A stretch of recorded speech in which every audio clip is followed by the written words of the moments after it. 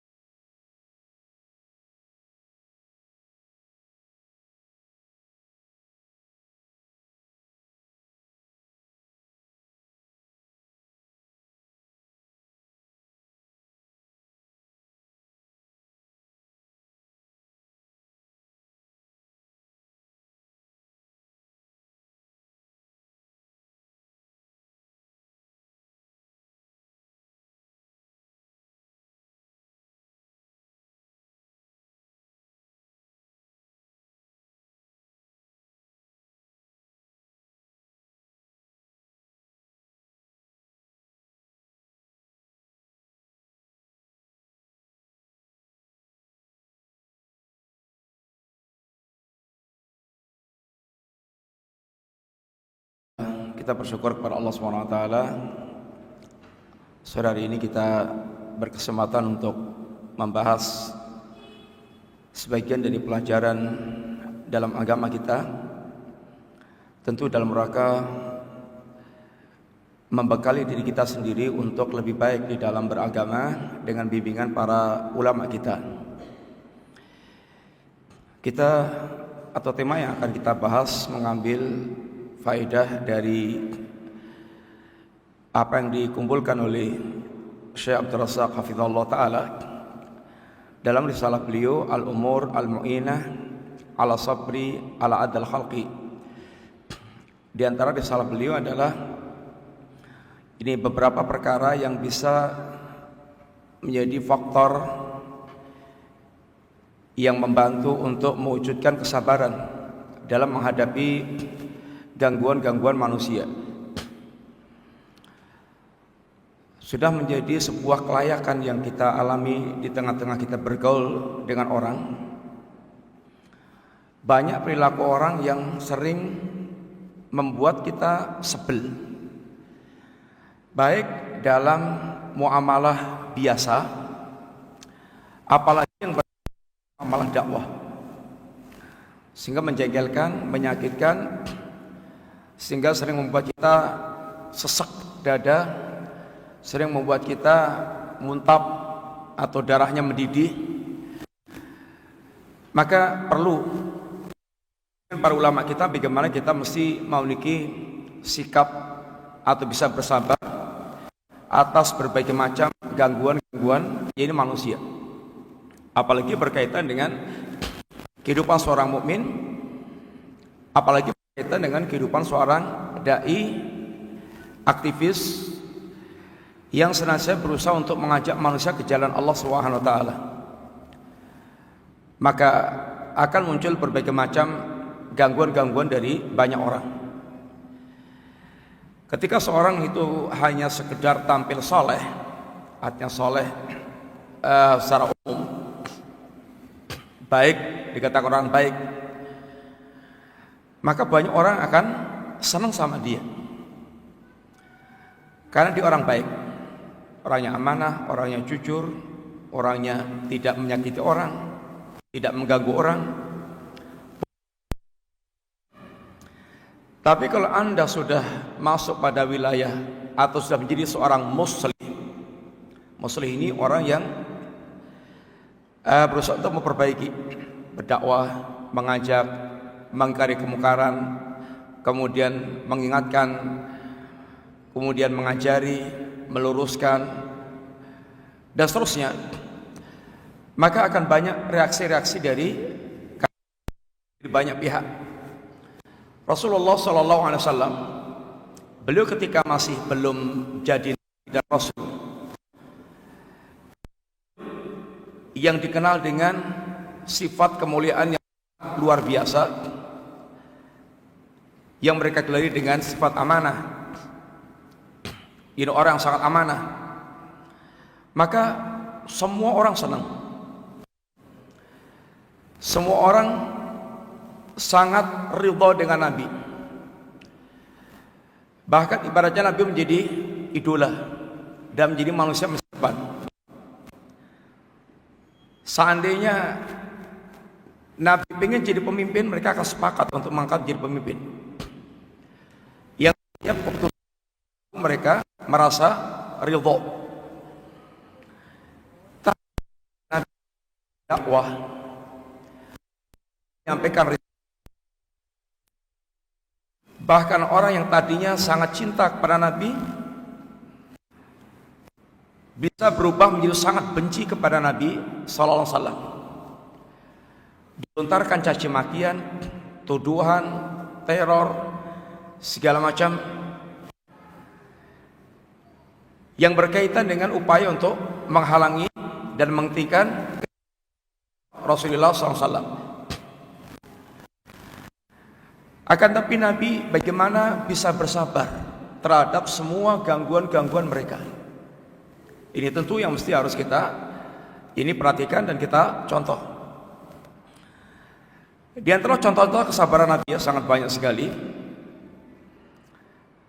Di antaranya ketika Nabi terdatang seorang Badui ingin meminta kepada Rasulullah SAW,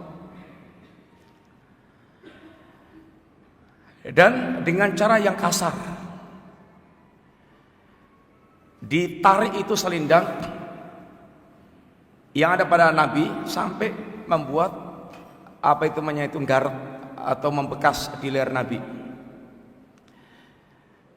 Kedudukan dia itu mau minta kepada Nabi dengan cara yang kasar dan mengucapkan kalimat ya Muhammad, i'ti min malillah, a'tini min malillah, wahai Muhammad, berikan kepadaku harta Allah yang ada di kamu. Nabi bagaimana cara menghadapinya? Nabi noleh, Nabi senyum, dan Nabi kasih. Ini tentu sangat luar biasa. Nabi tidak muntap, Nabi tidak marah, Nabi tidak dendam, tapi Nabi bisa menghadapi dengan cara yang terbaik. Memaafkan, bersabar, dan bahkan kemudian memberi. Ketika Nabi diperlakukan orang Quraisy sedemikian rupa, Nabi ketika dakwah masuk satu kemah diikuti oleh Abu Lahab. Begitu selesai bicara, Abu Lahab bicara, jangan dengarkan omongan Muhammad. Nabi biarkan, pergi pindah kemah lagi, dakwah lagi. Ditotkan gitu untuk merusak dakwah. Antum kira-kira gimana kalau dakwah ditotke wong, bicara, dia ganti bicara untuk supaya enggak dengarkan omongan antum. Mendidih darahnya mesti. Jengkel. Nabi biasa, udah pindah lagi tempat lain, nyampaikan lagi dakwah. Kemudian lihat pula bagaimana Rasulullah yang oleh orang Quraisy sakiti dengan lisan, disakiti dengan teror fisik, kemudian diancam, kemudian bagaimana mereka telah berlaku sangat buruk pada Nabi. Begitu Nabi hijrah ke Madinah, masih lagi didatangi dengan ribuan atau dengan pasukan seribuan orang untuk menghabisi Nabi dalam perang Badar. Kemudian lagi perang Uhud, yang intinya mereka mengadakan gerakan-gerakan yang berusaha untuk di saat Nabi Fathul Makkah dan kemudian Nabi menguasai mereka. Dan bagaimana bayangan orang ketika nanti Nabi menguasai mereka di harinya Yaumul Malhamah, hari pembantaian terhadap mereka, tapi hari itu berubah menjadi yaumul marhamah. Justru Nabi maafkan semua mereka, dan Nabi katakan idhabu wa antum tulaqa, silahkan kalian pergi semuanya, kalian bebas. Nabi maafkan, Nabi tidak menyimpan dendam, Nabi tidak memberikan beban apapun kepada mereka. Sebagaimana Nabi Yusuf memaafkan ini saudara-saudaranya yang telah mencelakakan Nabi Yusuf alaihissalatu wassalam. Demikian pula teladan para ulama kita. Para ulama kita memiliki teladan-teladan yang sangat bagus. Poin-poin ini ditulis oleh Syekhul Islam Ibnu Taimiyah. Jadi Syekh Razak dia menukil dari apa yang disampaikan Syekhul Islam berkaitan dengan al-umur al-mu'inah ala sabri ala adal khalqi. Dan Syekhul Islam beliau dikenal orang yang sangat luar biasa dalam kesabaran menghadapi musuh-musuhnya. Beliau banyak pendengkinya. Beliau menunaikan amanah sebagai seorang ulama. Yang kata Nabi, ulama itu yahmilu hadzal ilma min kulli khalafin udulu. Ilmu ini akan dipanggul setiap zaman oleh orang adilnya. Yang tugas ulama satu, tabligh risalah, menyampaikan risalah yang diwariskan oleh Rasulullah sallallahu alaihi wasallam.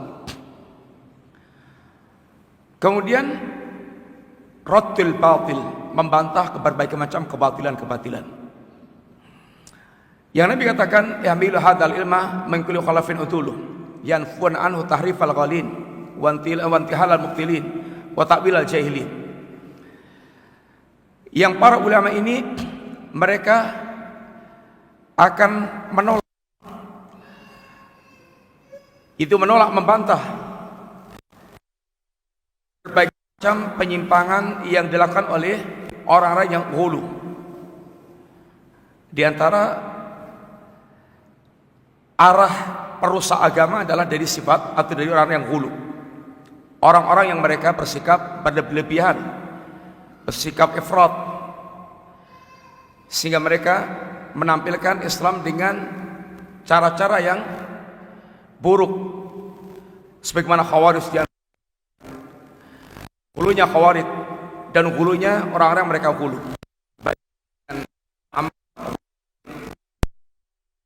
atau hulu dalam ini sebuah pemikiran.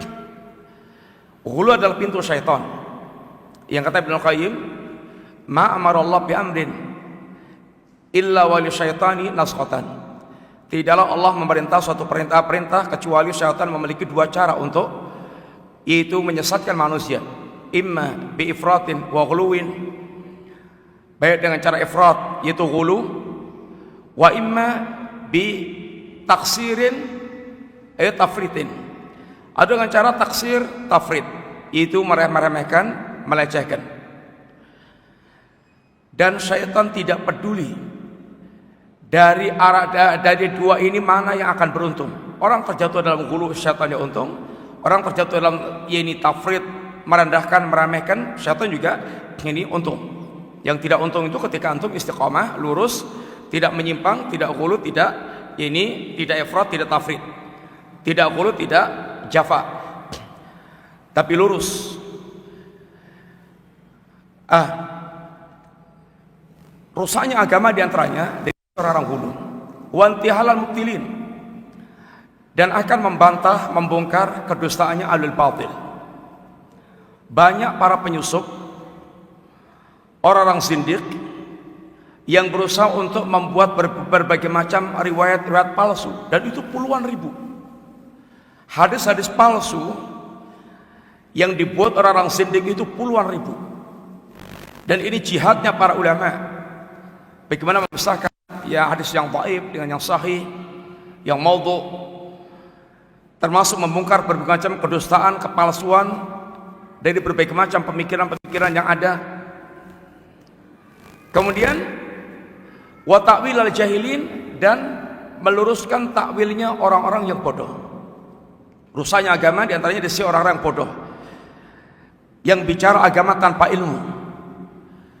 Mereka para roibidah, ar-rajulu tafah yatakalamu fi amril amah. Orang-orang mereka bodoh tentang agama dan mereka kemudian bicara tentang urusan yang sangat penting. Salam, salah seorang ulama yang menegakkan tugas sebagai seorang ulama warasatul anbiya, pendengkinya sangat banyak, pembencinya sangat banyak. Tapi lihat bagaimana sikap Syekhul Islam saat menghadapi para pembencinya. Beliau memiliki kesabaran yang sangat luar biasa. Pernah datang Al-Imam Ibnu Qayyim Al-Jauziyah rahimahullah kepada Syekhul Islam membawa kabar kematian musuh besarnya. Secara umum orang akan merasa gembira ketika mendengar ada musuh besarnya yang mati. Berarti sudah selesai, sudah istirahat dari orang tersebut. Tapi ternyata Syekhul Islam justru membentak Al-Imam Ibnu Qayyim yang membawakan kabar kematian musuhnya itu, yang seakan akan disangka gembira dengan kabar itu. Bahkan kemudian beliau langsung takziah ini ke orang tersebut, dan bahkan beliau kemudian menyampaikan pada keluarganya kalau dirinya menjadi pengganti ayahnya dalam hal memenuhi kebutuhan keluarganya. Ini tentu luar biasa sikap yang menunjukkan tentang kesabaran dan kemuliaan akhlak Syekhul Islam Ibnu Taimiyah. Beliau tidak bersikap zalim dan curang, dan tidak bersikap pendendam, tapi penyabar dan bahkan berakhlak yang sangat mulia. Beliau memiliki musuh diantaranya Al-Bakri, yang beliau ulama alul bidah, membolehkan istighosah kepada makhluk sehingga dibantah oleh Syekhul Islam. Marah Al-Bakri sampai mengkafir-kafirkan Syekhul Islam, dan biasa begitu sepanjang zaman. Sungguhnya yang gampang mengkafirkan kita adalah alul bidah. Ketika mereka melihat ada orang berbeda pendapat dengan dia, yang gampang mengkafirkan adalah alul bidah. Ahlus sunnah memang menerangkan ini syirik, ini kufur, ini bid'ah, ini yaitu nifak. Tapi masalah takfir itu paling hati-hati, sangat hati-hati. Kita tidak akan dapatkan ulama Ahlus Sunnah yang gampang mengkafirkan kecuali tuduhan palsu, kecuali pelintiran-pelintiran. Kalau menjelaskan iya, menjelaskan hakikat perbuatan, ini perbuatan syirik, ini perbuatan kufur, ini perbuatan nifak, ini perbuatan ini yang membatalkan Islam, iya. Karena itu penjelasan ilmiah yang mesti dijelaskan. Tetapi mengkafirkan takyin orang per orang, itu para ulama Ahlus Sunnah paling hati-hatinya. Ini karena masalah besar, masalah halal darahnya, masalah hilangnya hak-hak seseorang, dan banyak permasalahan di balik ini takfir kepada seseorang. Satu saat Al-Bakri dengan murid-muridnya mendatangi Syekhul Islam. Kemudian ternyata bertemu dengan Syekhul Islam di jalan. Dikeroyok Syekhul Islam. Di tengah-tengah pengeroyokan ada tentara negara yang kemudian membubarkan pengeroyokan itu, dan kemudian menuntut untuk bisa menangkap Al-Bakri dan kawan-kawannya itu. Kata Syekhul Islam yang belum memiliki perkataan yang sangat terkenal atau ungkapan yang menunjukkan tentang kemuliaan akhlak beliau, man adani fahuwa fi hilli. Barang siapa yang menyakiti aku, sudah aku halalkan, sudah aku maafkan. Aku tidak akan menuntut.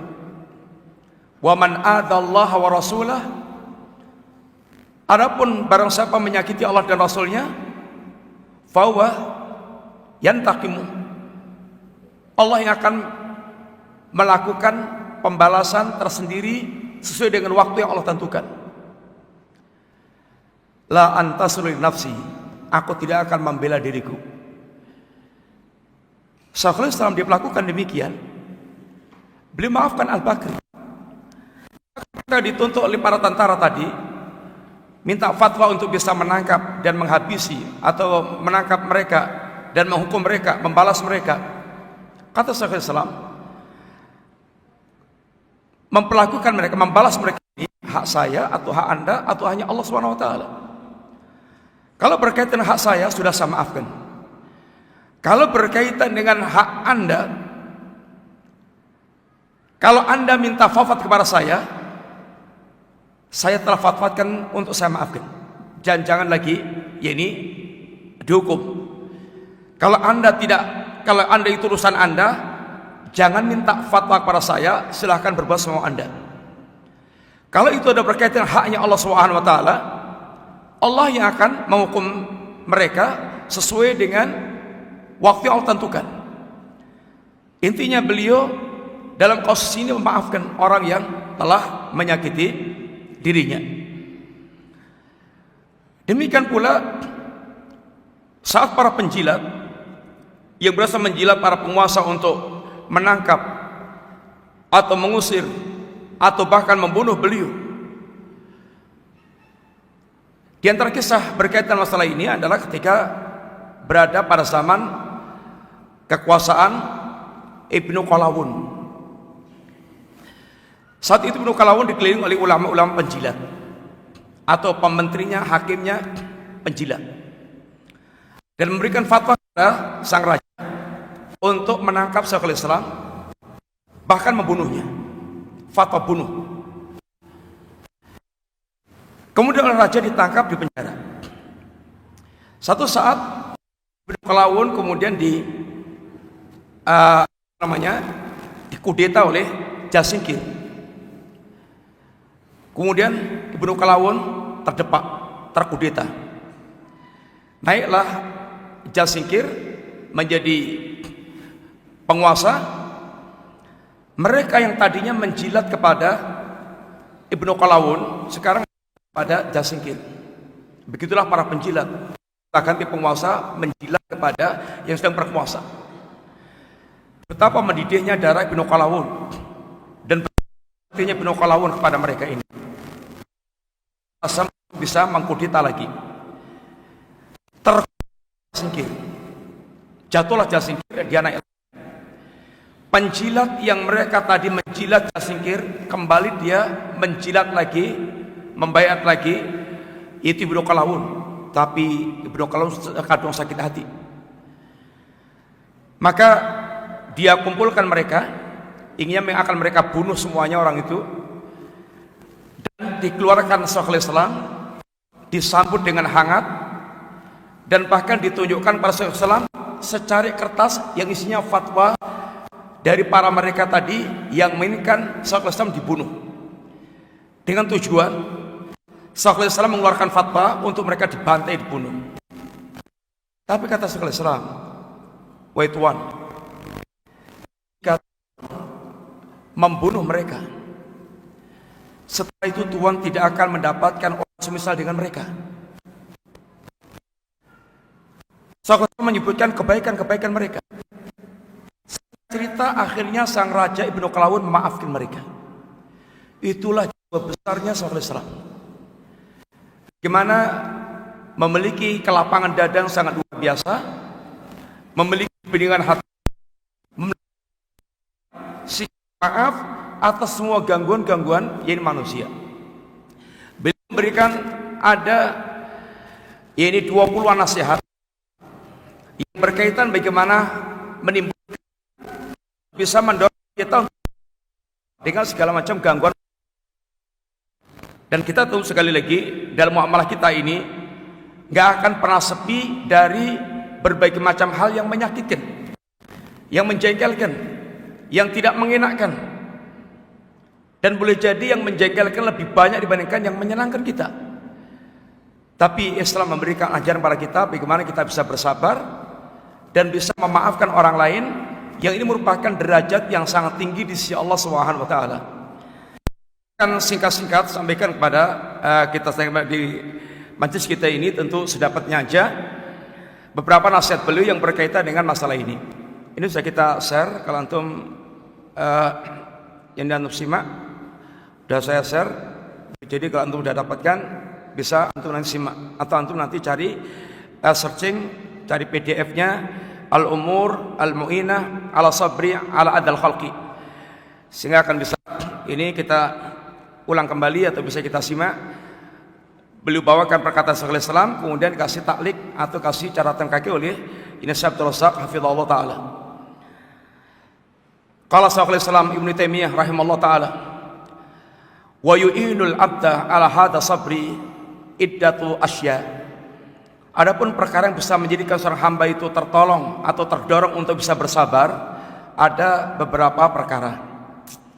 Ahaduha, yang pertama sekarang, ayashhada annallaha khaliqu af'alil ibad, harakatihim wa sakanatihim wa iradatihim, fama sya'allah kan wa ma lam yasha' lam yakun, fala yataharraku fil alam al-uluwi wa sufli dzarratun ila bi'idnih wa masyiati, fal ibadu alatun fanzur ila alladhi sallatahum alika wala tangdur ila fi'lihim bika tastarih minal hammi wal ghammi. Ini yang pertama.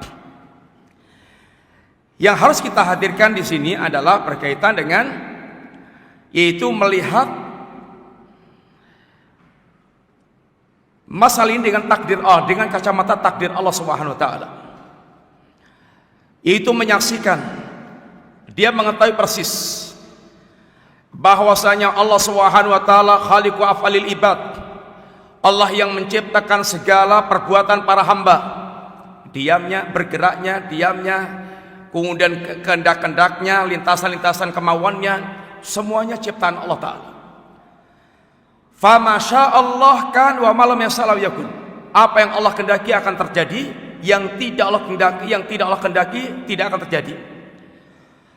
Tidak ada sebuah gerakan di alam atas, di alam bawah, sekecil apapun, kecuali dengan izin Allah Subhanahu wa taala dan kehendak Allah taala. Hamba ini alat yang digerakkan Allah taala. Dan maka perhatikanlah kepada zat yang menguasai para makhluk, yang menggerakkan para makhluk, yang menjadikan Anda mendapatkan caci makian dari orang tersebut, dari orang lain. Siapa yang menggerakkan semuanya itu? Wala tangdur ila fi'lihim bika. Jangan Anda lihat perbuatan orang kepada Anda, tapi lihat siapa yang memberikan izin kepada orang untuk membuat sakit hati Anda. Tastarih minal hammi wal ghammi. Niscaya Anda akan berlapang dada, akan istirahat dari kejengkelan, kegalauan, kemarahan, kesedihan ketika kita melihat dari sisi takdir. Poin yang pertama ini ikhwan, beliau mengajarkan pada kita agar kita menilai hal-hal yang menyakitkan kita, baik itu ucapan, baik itu perbuatan, atau dalam bentuk apapun yang kemudian itu menyakitkan kita, lihatlah dengan kacamata takdir. Bisa terjadinya orang mencaci maki kita itu hanya terjadi dengan takdir Allah Subhanahu wa taala. Yang kita lihat zat yang mentakdirkan terjadinya perbuatan tadi. Jangan dilihat orang yang melakukan perbuatan tadi, sehingga kita akan bisa berlapang dada. Karena orang ketika menerima takdir Allah, seorang mukmin, dia akan berlapang dada dengan takdir Allah, dia akan ridha dengan takdir Allah taala. Ma asabakum mim musibatin fa bi'idnillah wa may yu'min billah yahdi qalbah. Apapun yang menimpa kalian dari sebuah musibah, caci makian orang, gangguan orang, hal yang menyakitkan orang pada kita, ini semuanya merupakan bagian takdir Allah Subhanahu wa taala. Merupakan musibah bagi kita. Wa ma asabakum min musibatin fa bi'idnillah. Semua ini terjadi dengan izin Allah, ini dengan takdir Allah Subhanahu wa taala. Wa may yu'min billah, barang siapa yang dia mengetahui dan meyakini bahwa itu semuanya terjadi dengan takdir Allah Subhanahu wa taala, beriman dengan takdir Allah taala, yahdi qalbah. Allah akan bimbing hatinya sehingga bisa bersikap dengan cara yang benar, sehingga dia ridha dengan takdir Allah Subhanahu wa taala, maka hatinya pun akan tenang, tidak mendidih. Darah Anda tidak akan mendidih. Anda akan ridha dengan Allah yang telah mentakdirkan ini terjadi kepada Anda. Satu.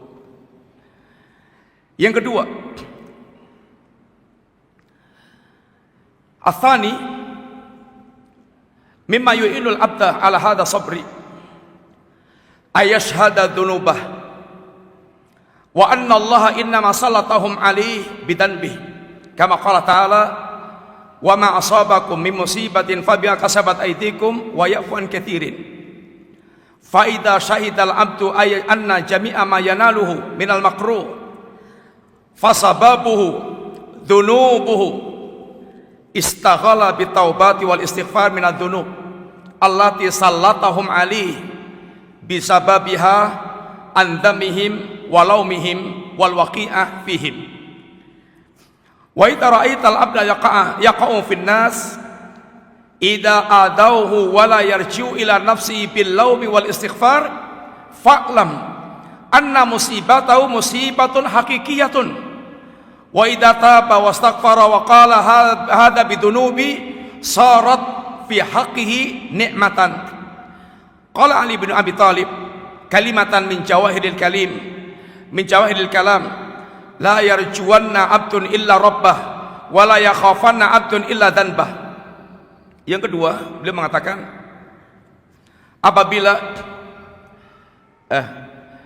yang kedua di antara yang bisa mendorong kita untuk bisa bersabar atas musibah yang menimpa kita dari berbagai macam gangguan manusia adalah yaitu menyaksikan dosa-dosanya. Menyaksikan dosa-dosanya.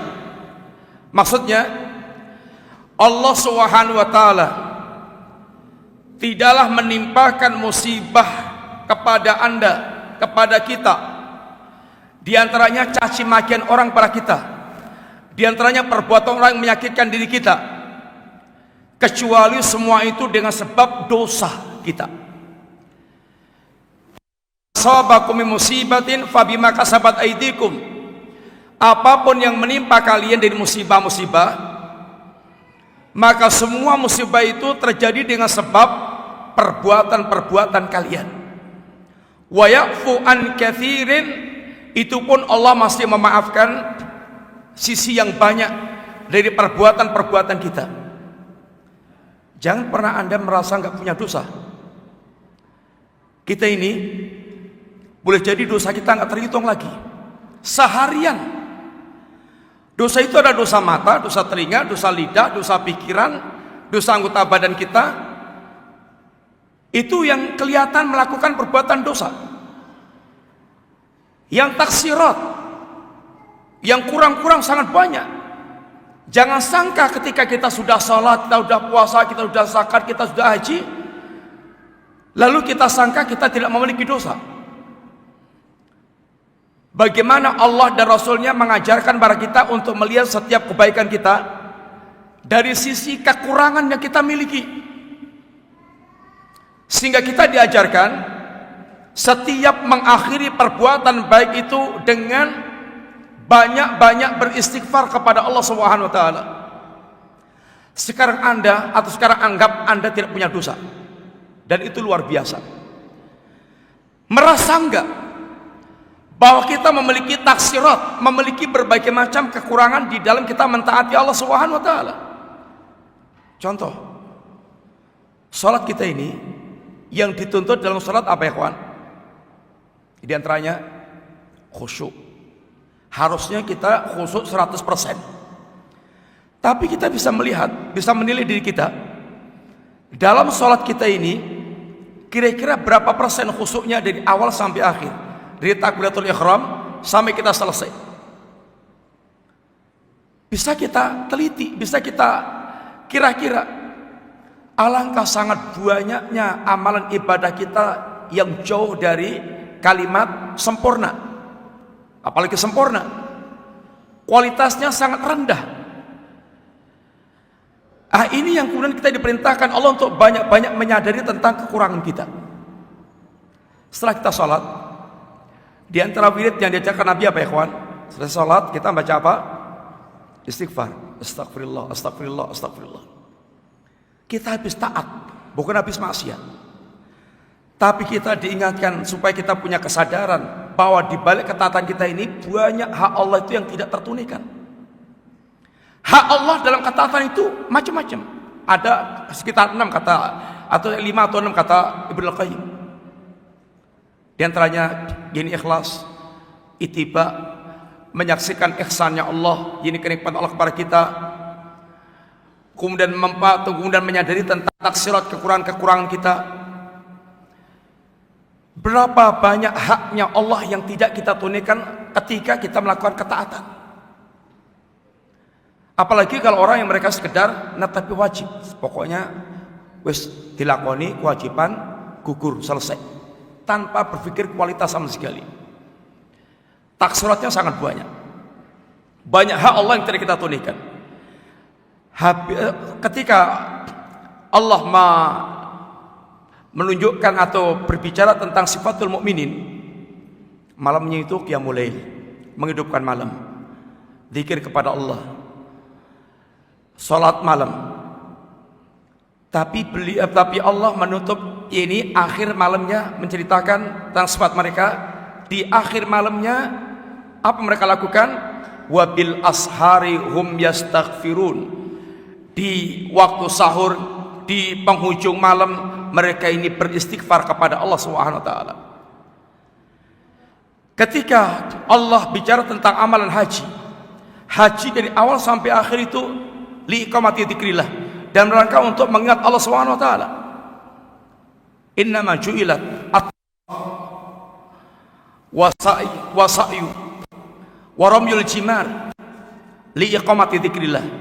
Dijadikan tawaf di Ka'bah, sa'i, kemudian melempar jumrah, itu dalam rangka untuk mengingat Allah Subhanahu wa taala. Tapi selesai haji, apa yang Allah perintahkan kepada kita? Thumma afidhu min haitsu afadhan nas wastaghfirullaha. Kemudian berangkatlah kalian dari mana manusia bertolak. Setelah selesai haji ini, beristighfarlah, minta ampunlah kalian kepada Allah Subhanahu wa taala. Bahkan Rasulullah sallallahu alaihi wasallam ketika beliau diperintahkan Allah berdakwah, menyampaikan risalah, dan beliau telah tunaikan kewajiban dakwah dengan sesempurna mungkin. Beliau tidak pedulikan apa yang menimpa dirinya di jalan dakwah. Beliau telah tunaikan semua amanah Allah Subhanahu wa taala dengan semaksimal mungkin. Tapi saat Allah berikan Fathul Makkah, puncak kemenangan dakwah di antaranya, Allah perintahkan Nabi fasabbih bihamdi rabbika wastaghfirhu. Allah perintahkan Nabi istighfar kepada Allah Subhanahu wa taala. Ini mendidik kita untuk senantiasa kita memiliki kesadaran bahwa taksirat yang kita lakukan di balik kesempurnaan ibadah kita itu masih sangat banyak. Maka ketika kita tertimpa musibah, dicaci maki orang, dicela orang, disakiti orang, darah kita mendidih, dada kita sempit, sesak, yang harus kita sibuk lakukan apa? Hendaklah kita menyaksikan tentang dosa-dosa kita. Maka kata beliau, apabila seorang hamba itu menyaksikan tentang semua dosa, apabila dia melihat segala apa yang menimpa dia dari yang tidak dia senangi, bahwa itu semuanya dampak dari dosa-dosa dia, istaghala bitaubati wal istighfari minadz-dzunub, dia akan disibukkan dengan bertaubat dan beristighfar dari semua dosa-dosa. Maka dia tidak disibukkan dengan mencaci maki dan mencela orang yang menyakiti dia. Dan beliau katakan, wa idza ra'aital abda yaqau fin nas idza adauhu. Kalau Anda lihat ada seorang yang mereka itu ketika mendapatkan caci makian orang yang menyakitkan, lalu dia justru tidak sibuk dengan istighfar dan bertaubat kepada Allah dan tidak sibuk dengan mengoreksi dosa dia, maka ketahuilah itulah yang dikatakan dengan musibah yang hakikiyah, musibah yang hakiki. Kita dicaci maki, kita diumpat-umpat, kita diperlakukan yang menyakitkan, kita merasa diganggu oleh orang, kemudian kita tidak kembali, kita tidak tersadarkan atas dosa kita, sehingga kita tidak tergerak untuk beristighfar dan bertaubat kepada Allah atas dosa yang kita lakukan, tapi kita malah kemudian sibuk membalas, mencaci maki mereka. Itu namanya musibah yang hakiki. Tapi kalau ternyata Anda mendapatkan musibah yang menyakitkan, gangguan orang, menjengkelkan, membuat darah Anda mendidih, lalu Anda bertaubat kepada Allah dan beristighfar, maka ini sesungguhnya fi haqqihi nikmatan. Ini sesungguhnya merupakan nikmat bagi Anda. Dengan sebab caci makian orang, dengan sebab gangguan orang, Anda kemudian sibuk untuk bertaubat dan beristighfar kepada Allah Subhanahu wa taala. Kata Ali bin Abi Thalib, kalimat yang merupakan di antara kalimat emas, la yarjuwanna abdun illa rabbah. Jangan pernah orang berharap kecuali kepada Allah Subhanahu wa taala. Wala yakhafanna abdun illa danbah, dan jangan pernah seorang dia takut kecuali tentang dosa yang dia lakukan. Umar bin Abdul Aziz ketika mengirim pasukan, yang di mata seorang mukmin kemenangan itu ketika hari itu dia benar-benar bisa menundukkan nafsu dan syaitan untuk senantiasa mentaati Allah dan meninggalkan maksiat. Ini hari yang paling membahagiakan seorang mukmin. Dan itu hakikat kemenangan yang hakiki. Ketika Umar bin Abdul Aziz mengirim pasukan ini, apa wasiat beliau? Wasiat beliau diantaranya, jangan sampai kewaspadaan Anda terhadap para musuh Anda, musuh kalian, lebih besar dibandingkan kewaspadaan Anda terhadap maksiat yang kalian lakukan. Karena kemaksiatan adalah kedurhakaan kepada Allah, dan hakikat kekalahan yang sesungguhnya, dia kalah dengan nafsunya, dia kalah dengan syaitan. Dan sesungguhnya musuh itu sangat gampang mengalahkan seandainya Allah menolong hamba ini. Dan di antara sebab Allah, dan di antara sebab kekalahan seorang mukmin bukan karena kuatnya musuh, tetapi Allah lari dari sang hamba, karena hamba menjauh dari Allah Subhanahu wa taala. Kemudian yang ketiga,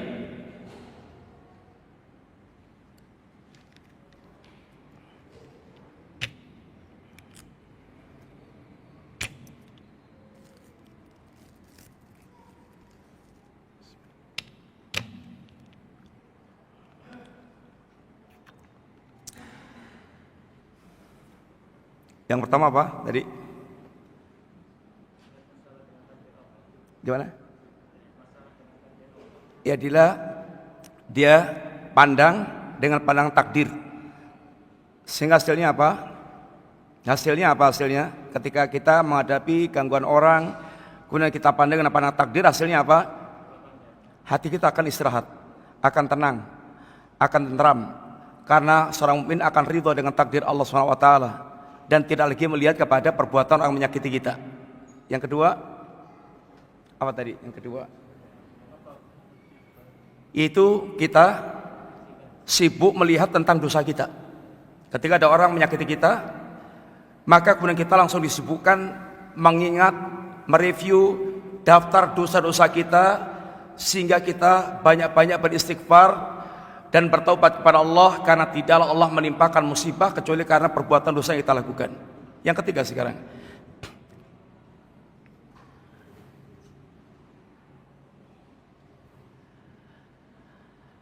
ayashhadal abdu husna thawab alladhi wa'adahu Allah liman afa wa sabara. Hendaknya seorang ketika disakiti orang, diganggu orang, dia melihat, memperhatikan balasan baik yang Allah janjikan kepada orang memaafkan dan bersabar. Yang dilihat adalah balasan di balik kesabaran yang dia miliki saat mendapatkan gangguan orang. Kama qala ta'ala, sebagaimana Allah Subhanahu wa taala berfirman, wa jazaa'u sayyi'atin sayyi'atun misluha faman afa wa aslaha fa ajruhu 'ala Allah innahu la yuhibbudz zalimin. Balasan keburukan itu adalah keburukan yang semisal. Barang siapa memaafkan dan berbuat baik, maka pahalanya atas Allah Subhanahu wa taala. Sesungguhnya Allah tidak menyukai orang-orang yang zalim. Kata Syekhul Islam, walamma kana nasu inda muqabalatil adha salah satu aqsam. Manusia itu ketika menghadapi pembalasan, mensikapi atau dalam membalas gangguan orang pada dirinya, ada 3 kelompok. Yang pertama, zalimun ya'khudhu fawqa haqqi. Orang yang zalim yang dia membalas di atas kadarnya. Orang jotos sekali, antum jotos 2 kali, zalim. Kalau pengen adil, jotos sekali, jotosnya sekali. Itu adil. Wa muqtasidun ya'khudhu biqadri haqqi. Yang kedua muqtasid. Muqtasid itu dia membalas sesuai dengan kadarnya. Orang tempeleng antum sekali, tempeleng balas tempeleng sekali. Dia muqtasid, dia adil. Yang ketiga wa muhsinun ya'fu wa yatruku haqqah.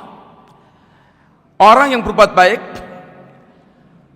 dia maafkan dan dia tinggalkan hak dia. Dia maafkan orang menyakitinya dan dia tinggalkan hak dia. Dzakara al-aqsama tsalatsah fi hadhil ayah. 3 hal ini Allah sebutkan dalam ayat tersebut.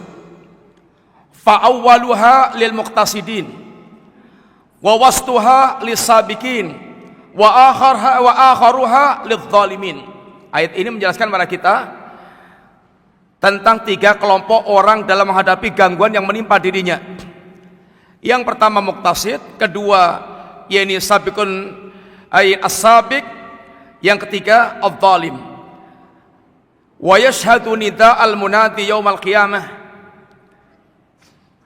Dan dia menyaksikan panggilan di hari kiamat kelak.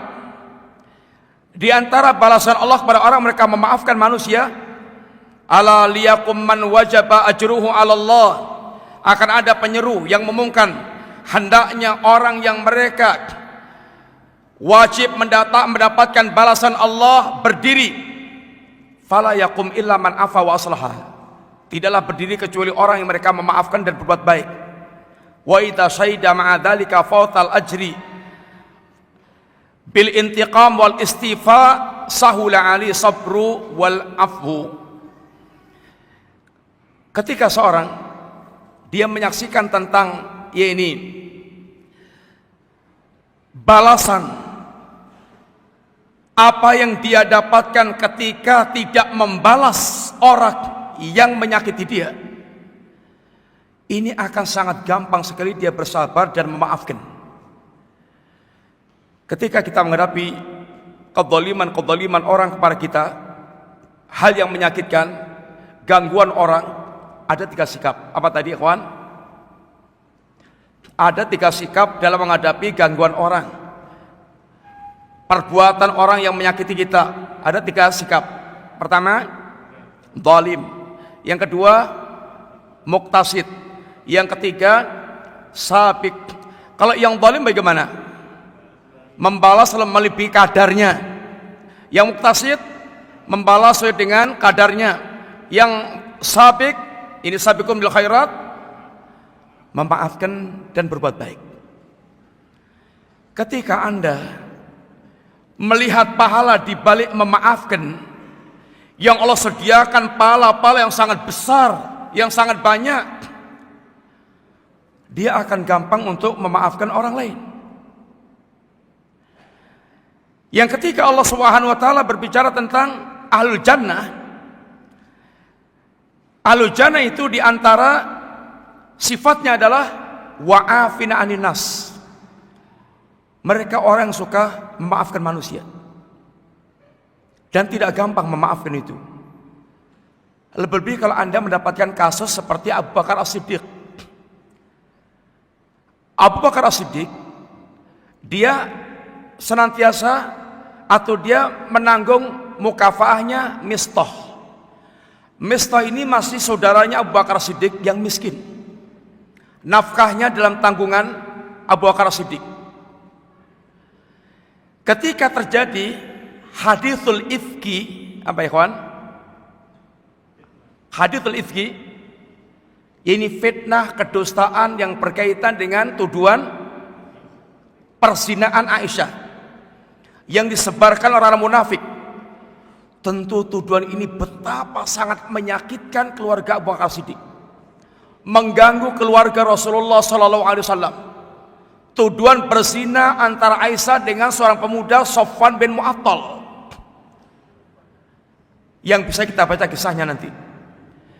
Ternyata yang ikut terlibat menyebarkan berita fitnah dusta tentang berita perzinahan ini adalah Mistah. Sedangkan Mistah miskin dalam tanggungan Abu Bakar As-Siddiq, yang dituduh anaknya Abu Bakar As-Siddiq. Alangkah sangat mendidiknya darah itu. Ketika turun ayat yang menyucikan Aisyah, dan ternyata yang ikut menyebarkan adalah Mistah. Betapa sakitnya Abu Bakar As-Siddiq. Maka Abu Bakar pun bermaksud ingin memutus nafkah yang diberikan pada Mistah. Tapi apa kata Allah? Falyafu wal yasfahu ala tuhibbuna ayaghfirallahu lakum. Hendaklah memaafkan dan berlapang dada.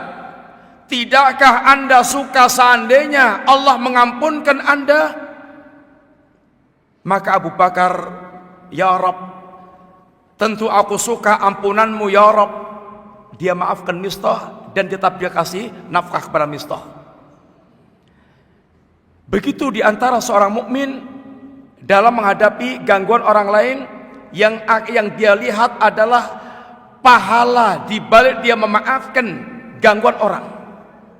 Niscaya akan sangat gampang Anda untuk bersabar dan memaafkan orang, karena yang dilihat adalah balasan-balasan Allah bagi orang yang memaafkan, dan banyak sekali balasannya. Termasuk diantaranya Allah berikan bidadari bagi orang mereka memaafkan orang lain ketika mendapatkan gangguan orang lain, dan berbagai macam, yaitu balasan pada orang yang memaafkan. Diantaranya adalah pemaafan Allah. Sebagaimana dia memaafkan orang, dia akan dimaafkan Allah Subhanahu wa taala. Itu kalau dia bersabar dengan orang dan memaafkan orang lain. Sehingga ketika yang dilihat adalah pahala di balik sikap bersabar dan memaafkan gangguan orang, maka dia akan sangat gampang untuk memaafkan dan bersabar dengan gangguan orang tersebut.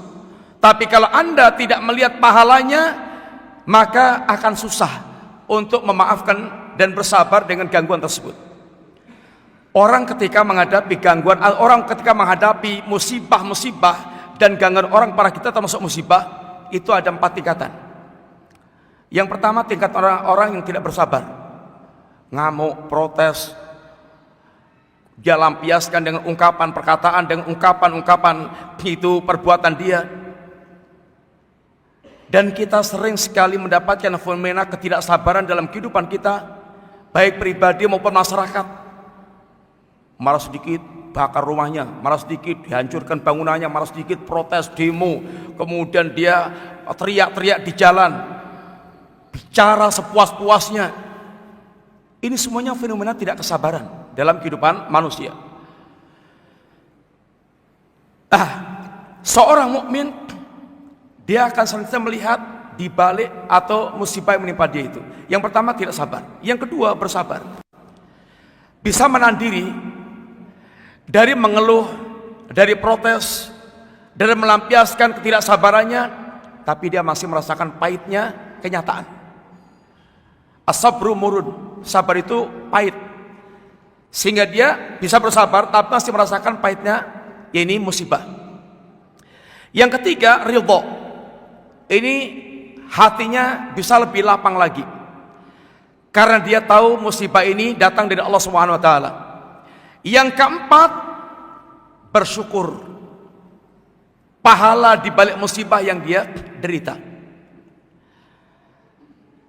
Nabi terangkan dia yaumul qiyamah kelak, ketika orang yang tertimpa musibah di dunia menerima balasan dari Allah Subhanahu wa taala, orang yang mereka tidak diuji Allah dengan berbagai macam ujian yang buat dia mesti bersabar tersebut, berangan-angan, yawaddu ahlul afiyah anna julutam quridat bil maqarid. Orang-orang yang mereka di dunia tidak diuji oleh Allah Subhanahu wa taala, buat sehat walafiat, kemudian sejahtera, gak ada ujian bermakna yang menggoncang hati mereka. Saat mereka melihat orang yang diuji Allah dan menerima balasan dari Allah Subhanahu wa taala, maka mereka berangan-angan seandainya kulitnya disayat-sayat, digunting-gunting, karena besarnya pahala yang Allah berikan kepada ahlul musibah. Yang ke berapa? 4. Ayashhada annahu idza afa wa ahsana awrathahu dzalika min salamatil qalbi li ikhwanihi wa naqaihi min al-ghis wal ghil wa talabil intiqam wa iradati syarr wa hasala lahu min halawatil afwi ma yazidu ladzatihi wa manfaatahu ajilan wa ajilan alal manfaatil hasilah lahu bil intiqam ad'afan mudha'afah. Yang keempat, hendaknya orang yang diganggu ini dia menyaksikan tentang kepemaafan dan kebaikan, atau hendaknya dia menyaksikan apabila dia memaafkan orang mengganggu dan bahkan berbuat baik pada orang yang mengganggu dia, itu akan mewariskan salamatul qalbi, akan mewariskan keselamatan hatinya dari berbagai macam penyakit-penyakit buruk, penyakit-penyakit hati kepada saudaranya. Ghish, ghil, yaitu bersikap ghish, curang, dengki, kemudian keinginan untuk membalas, dan berbagai macam keburukan-keburukan yang muncul. Ketika seorang disakiti, itu akan muncul dalam hatinya berbagai macam gejolak untuk membalas. Bagaimana dia berpikir bermacam-macam cara untuk melampiaskan pembalasan yang dia benci, yang dia dengki, yang dia ingin membalas, yang dia ingin melampiaskan, yaitu ke sakit hatinya tersebut. Orang yang mereka hendaknya orang menyaksikan bahwa sikap dia memaafkan orang yang menyakiti dia, itu akan mewariskan kebersihan hatinya dari berbagai macam kotoran-kotoran hati, dan itu akan menghasilkan halawatul afwi, akan menghasilkan kelezatan akibat memaafkan. Setiap kebaikan itu ada kelezatannya. Dengan imannya seorang, setiap kebaikan, setiap ketaatan ada kelezatannya. Itu yang dikatakan dengan halawatul iman. Halawatul iman diantaranya merasakan lezatnya berbagai macam ketaatan-ketaatan, lezatnya sholat, lezatnya baca Quran, lezatnya bersedekah, lezatnya dakwah. Diantaranya pula lezatnya ketika dia bisa memaafkan orang lain. Memaafkan diantara ketaatan kepada Allah Ta'ala, karena Allah memerintahkan kita untuk memaafkan.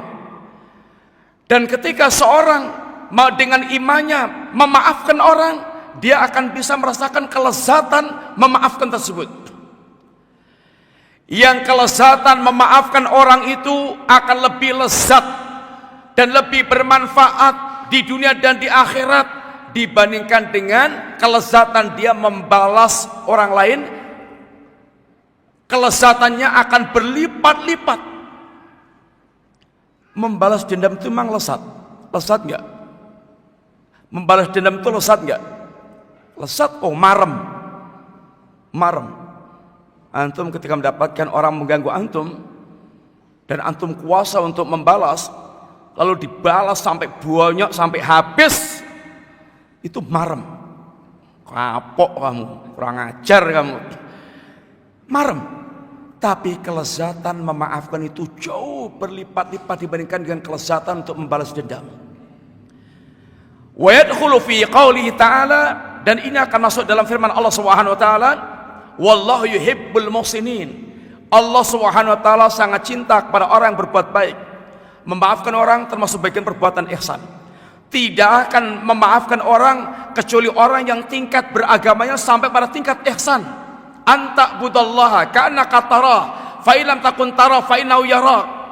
Anda beribadah kepada Allah seakan Anda melihat Allah. Seorang memaafkan itu karena dia melihat sifat sempurnanya Allah, di antaranya balasan Allah yang sempurna kepada orang yang memaafkan, sehingga dia yakin betul dengan pembalasan Allah, maka dia pun maafkan orang. Ini bagian pada perbuatan ihsan. Memaafkan orang yang dengan itu Allah akan mencintai orang berbuat ihsan tersebut.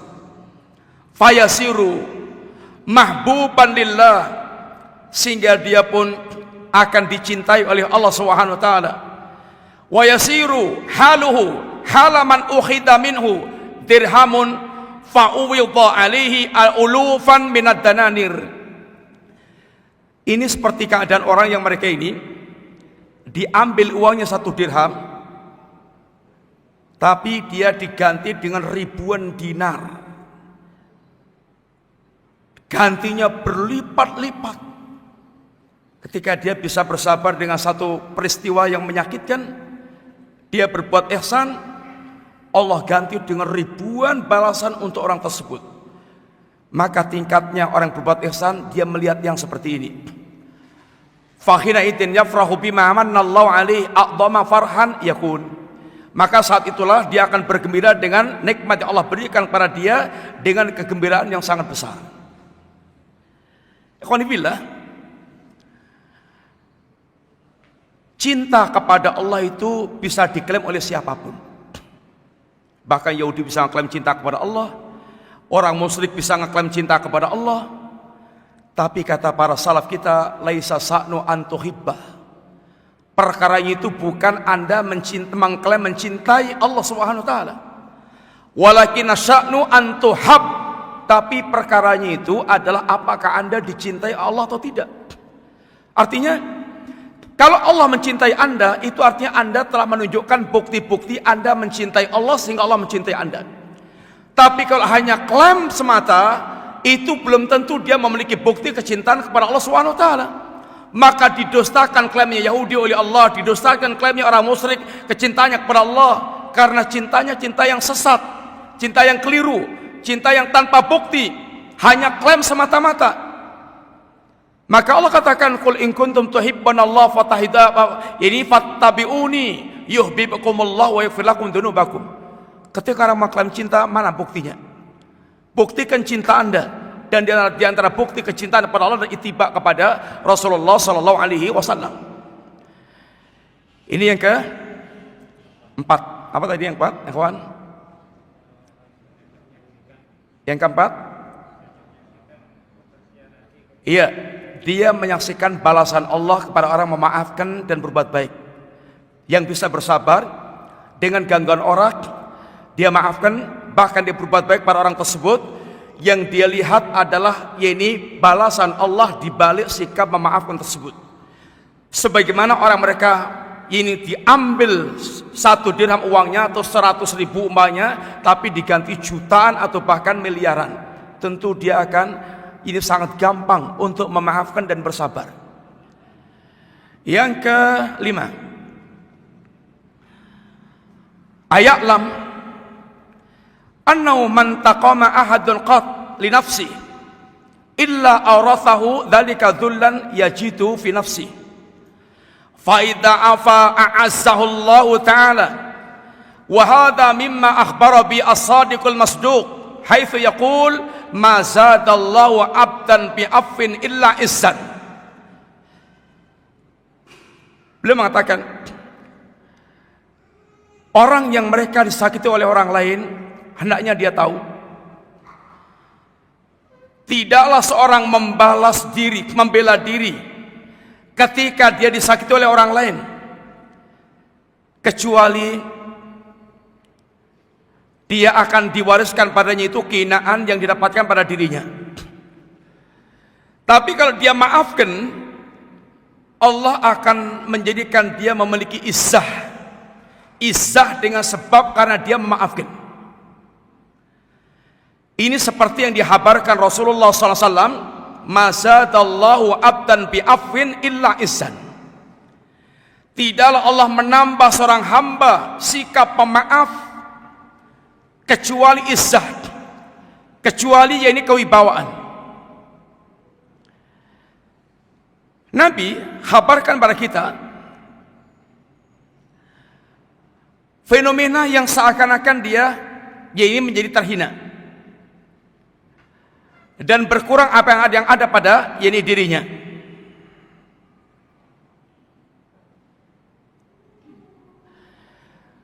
Nabi katakan, "Mana qasa sadaqatin min malin." Bahwa harta orang itu tidak akan berkurang ketika dia sedekahkan.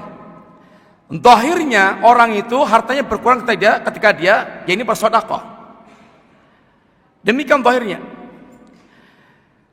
Tapi di balik berkurangnya harta secara zahir ini, Allah Nabi katakan harta dia tidak berkurang sama sekali. Kemudian diantaranya lagi Nabi katakan tadi, "Mazadallahu bi'afin ila isan." Zahirnya orang yang memaafkan itu terhina. Memaafkan itu zahirnya terhina.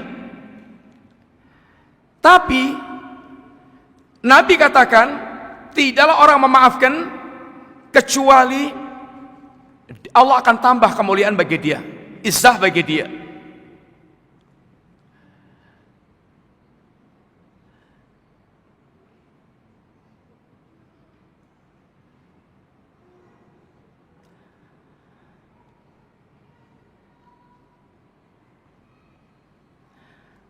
Dan di antara sebuah Nabi katakan di antara sebuah hadis, Nabi katakan, "Mana qasad sadaqatun min malin wa ma zadallahu 'abdan bi'afwin illa isan wa ma tawadha'a ahadun lillahi illa rafa'ahu Allah."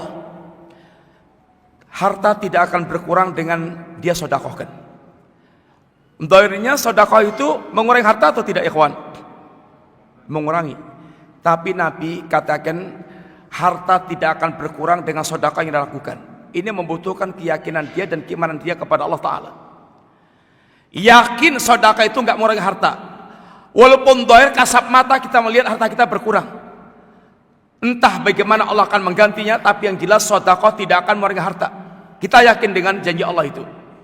Yang kedua, wa ma zadallahu 'abdan bi'afwin illa izzan.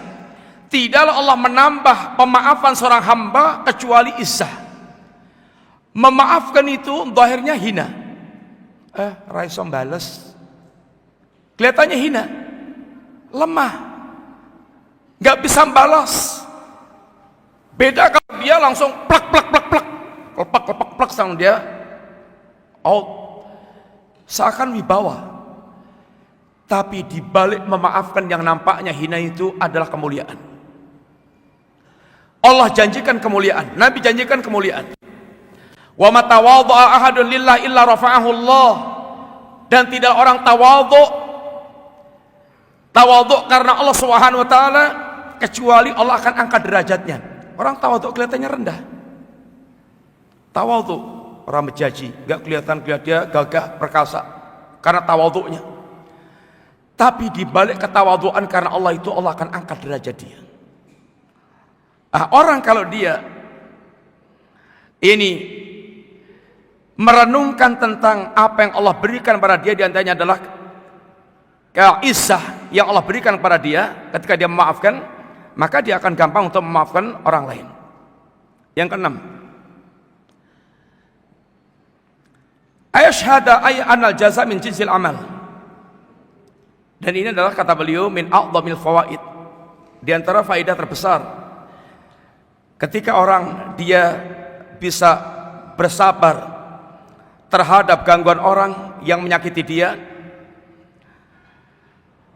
Di antara faedahnya adalah ayat syahadah annal jasa min jinsil amal. Hendaknya orang menyaksikan balasan itu setimpal dengan amalannya. Balasan itu setimpal dengan amalannya.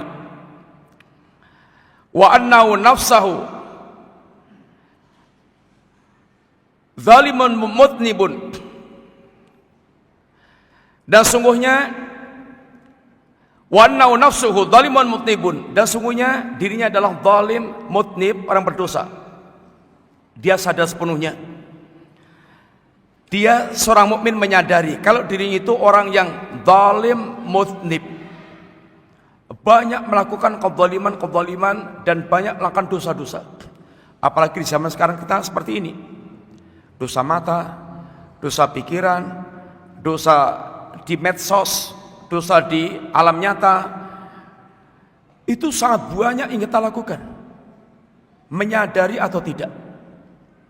Dan seorang mukmin diajarkan untuk belajar menyadari dirinya bahwa betul-betul dia banyak dosanya, dia banyak kezalimannya. Dan ini tentu kita membutuhkan kepemaafan Allah Subhanahu wa taala. Kita mengharapkan Allah memaafkan dosa dan kemaksiatan kita. Wa anna man afa 'anil nasi afallahu anhu wa man ghafara lahum ghafarallahu lah. Dan sungguhnya orang yang mereka memaafkan manusia, Allah akan maafkan. Barang siapa dia mengampunkan manusia, Allah akan ampunkan dia. Barang siapa yang ingin dia mendapatkan pemaafan Allah, dan pemaafan Allah jauh lebih baik dibandingkan pemaafan manusia kepada manusia. Barang siapa mengharapkan ampunan Allah, hendaknya dia suka memaafkan manusia dan mengampunkan manusia, sehingga dia akan mendapatkan sebab penggugur dosa-dosa dia dengan dia memaafkan manusia, maafkan orang lain, karena dia mengharapkan kepemaafan Allah dan ampunan Allah kepada dirinya.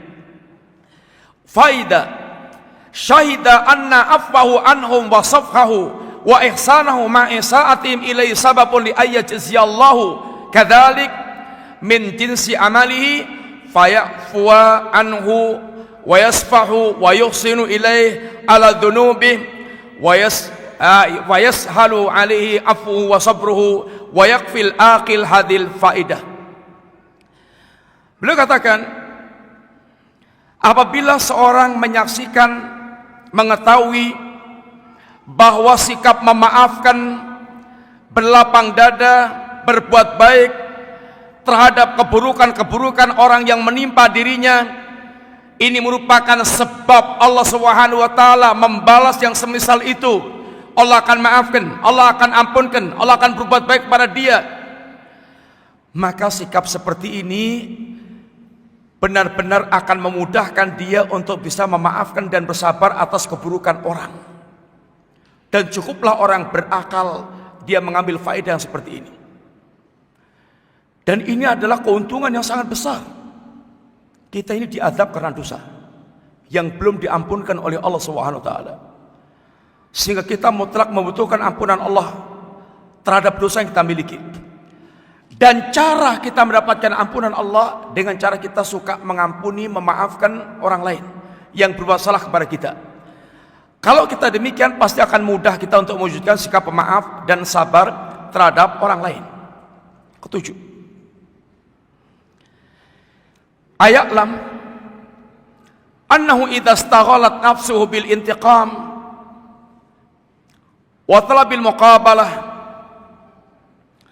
dha'a alaihi zamanuh wa tafarraqa alaihi qalbuh wa fatahu min masalihihi ma lam yumkin istidraquh wa la'alla hadha a'dhamu alaihi minal musibah allati nalathu min jihadihim faida afa wa safaha faragha qalbuh wa jismuh lima salihihi allati hiya ahammu inda minal intiqam. Ahammu indahu minal intiqam. Kata beliau, Orang yang sedang mendapatkan gangguan orang yang menyakitkan, hendaklah dia sibuk,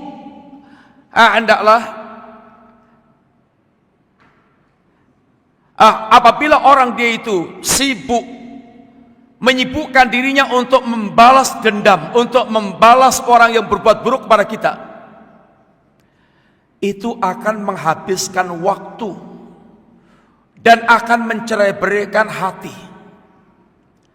Antum disakiti di medsos, antum balas, mereka balas, antum balas lagi, mereka balas lagi. Habis waktu kita untuk membalas keburukan orang. Itu di sisi waktu. Padahal waktu ini adalah modal yang paling utama kita untuk mendapatkan kebaikan-kebaikan yang besar. Kata Ibnu Qayyim, idha'atul waqti asyaddu minal maut. Menyanyiakan waktu itu lebih dahsyat dibandingkan dengan kematian. Kenapa? Fa inna idha'atal waqti taqta'uka 'anillahi wa 'anil akhirah. Karena dalam menyanyiakan waktu itu berarti Anda akan terputus dari Allah dan kampung akhirat, yaitu jannah. Karena surga itu didapatkan dengan beramal saleh dan kecintaan Allah. Nyambungnya kita dengan Allah kita dapatkan dengan kita sibuk mendekat kepada Allah Subhanahu wa taala. Ketika orang menyanyiakan waktunya dengan hal yang tidak produktif, dia habiskan waktunya dengan hal yang tidak bermanfaat, bahkan madarat bagi dia, maka ini lebih besar, lebih berat, lebih madarat dibandingkan dengan kematian yang menimpa kita. Adapun kalau kematian hanya memutuskan kita dari dunia, dunia tidak ada harganya dibandingkan dengan kita mendapatkan Allah dan surganya Allah Subhanahu wa taala. Ketika Anda kehilangan dunia, Anda mendapatkan Allah dan surga, maka Anda mendapatkan ganti yang jauh berlipat-lipat segala nikmat kedua duniawi. Tapi kalau Anda kehilangan Allah dan kehilangan surga, enggak ada gantinya. Walaupun semua dunia di tangan Anda, enggak bisa menggantikan Anda kehilangan Allah dan kehilangan kampung akhirat. Seorang yang mereka disibukkan dengan membalas dendam orang yang menyakiti kita, waktunya habis, hatinya bercerai-cerai, hatinya bercerai-berai, wa tafarraqa ali qalbuh, hatinya bercerai-berai karena panas, bergolak darahnya, ingin membalas, hatinya nggak bisa tenang, nggak bisa tentram. Setiap hari merancang bagaimana membalas dendam orang yang menyakiti kita.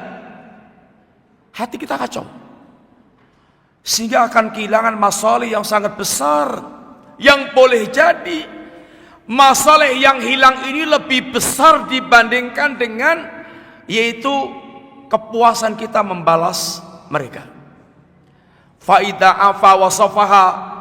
Tapi kalau Anda memaafkan berlapang dada, faragha qalbuh, hati Anda akan tenang, nyaman, tidurnya nyenyak, bisa santai, tidak kepikiran lagi. Wa jismuhu lismali masalihihi allati hiya aham indau minal intiqam. Demikian pula jasad dia istirahat. Kalau darah kita mendidih, hati kita bergolak, jasad kita ini akan menjadi pendukung hati kita, sehingga capek luar dalam, habis waktu kita, capek ini hati kita, capek jasad kita, sehingga banyak masalah yang hilang. Tapi kalau kita maafkan, hati kita istirahat, jasad kita istirahat, waktu yang hilang, waktu untuk membalas itu kita pakai untuk amal saleh, keuntungannya berlipat-lipat. Apabila orang merenungkan seperti ini, dia akan betul-betul ini bisa bersabar dan memaafkan. Waktu kita habis, ikhwat, ada kira-kira 20 poin. Kita hanya singkat-singkat ini sampaikan dan baru sampai 7. Mudah-mudahan manfaat dan bisa antum ini baca sendiri lagi, antum bisa antum baca yang sudah kita share PDF-nya itu. Mudah-mudahan Allah Subhanahu wa taala memberikan kepada kita kemudahan taufik dengan taufiknya untuk mewujudkan setiap ilmu yang kita pelajari, karena belajar itu tujuannya untuk kita bisa mengamalkan. Ilmu tidak dikatakan manfaat kecuali ilmu yang bisa semakin mendekatkan diri kita kepada Allah dan menggerakkan kita untuk mengamalkan ilmu tersebut. Ilmu kita cari bukan untuk koleksi, untuk tambahan pengetahuan, yang itu boleh jadi bahkan bisa menjadi beban buat kita, karena Al-Qur'anu hujjatun lak wa au alik. Quran akan bisa menjadi hujah pembela bagi Anda atau bahkan menjadi pencelaka bagi Anda. Kapan akan menjadi hujah bagi kita? Ketika kita pelajari, kita fahami, kita amalkan, kita dakwahkan, kita bela. Kapan menjadi hujah atau penggugat bagi Anda? Apabila Quran kita pelajari, tidak kita amalkan, kita tinggalkan, kita cuekkan, tidak kita bela, kita tidak dakwahkan, kita sia-siakan. Mudah-mudahan Allah SWT memberikan kepada kita al-ilmu nafi' dan menjauhkan kita dari al-ilmu la yanfa'. Sebagaimana Nabi menuntunkan doa demikian, Allahumma inna as'aluka ilman nafi'an wa a'udzubika min ilmin la yanfa'. Demikian ya kawan, minta maaf atas segala kurangannya, jazakumullah khair atas segala perhatiannya. Semoga Allah berikan keberkahan dalam kehidupan kita sampai kita kembali kepada Allah dalam keadaan husnul khatimah. Wassallallahu ala nabiyina Muhammadin wa ala alihi washabihi wasallam. Subhanakallahumma wa bihamdika asyhadu an la ilaha illa anta astaghfiruka wa atubu ilaik. Assalamualaikum warahmatullahi wabarakatuh.